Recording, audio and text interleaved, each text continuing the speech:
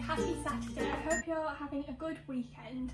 So this weekend I'm going to be catching up with all of the new stitches that I've been learning, probably using Philippa's videos to remind myself of some of them and to get a bit neater with my technique. So this is where I got to. So I'm hoping to kind of fill out and finish the leaves on this side and do the other side as well. So that's what I'm catching up on this weekend. So I will show you that on Monday.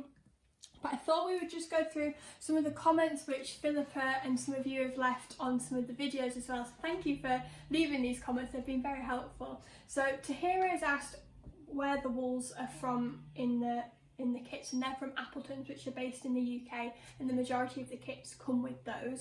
I'll just look at some of the other comments that we've got. Mandy was saying what a beautiful kit they are. I'm jealous that I get to work on the gorgeous kits. These are beautiful kits, and every time you open them they're gorgeous. And because I actually do some work with Philippa as well, I've been sticking a lot of the wools, and this week I actually got to pack some of the boxes as well. So if you get a red work rabbit, there's a good chance that I've packed that this week. Frankie gave that to me this week to do, which is a fun one to do. A lot of time goes into putting those together, so I'm glad that you all think they're beautiful too. So some of the comments which Philippa has left me to help me get better as well is, one of them is making sure that the hoop is tight and that it makes a nice like bouncy ping sound, which I did mention in one of the other videos that I went to tighten it because I had let it go quite loose, and it makes it a lot easier when it's nice and tight and you get that nice popping sound, which is ever so satisfying. Oh, and another thing which Philippa has said, and someone else commented as well, was making sure that I don't make the thread too long.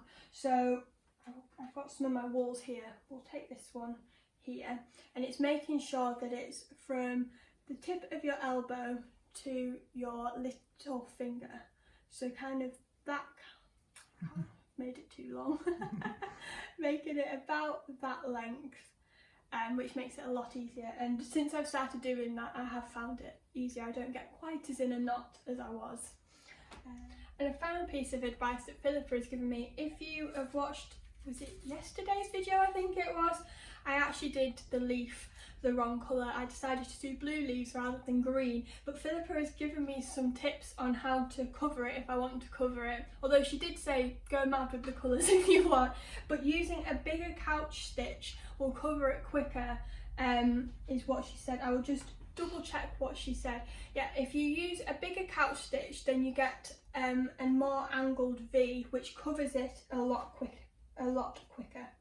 So that is what I will try as well this weekend, and show you how covering up my little mistake went. I'm going to leave you with Philippa's video if you need a reminder on how to tighten your hoop throughout your crewel work project, so I'm going to go watch that as well.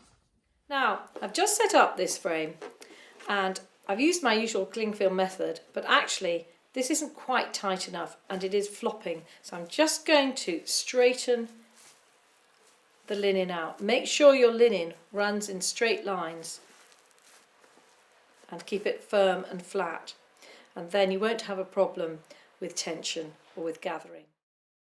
Philippa also reminded me that there is plenty of wool in the kits, so there's plenty of wool to cover up those mistakes, or if I wanted to leave it without, there's plenty of that wool as well. So if I wanted blue leaves, that's fine. I'm going to show you how covering up my little mistake went on Monday when I have filled everything in.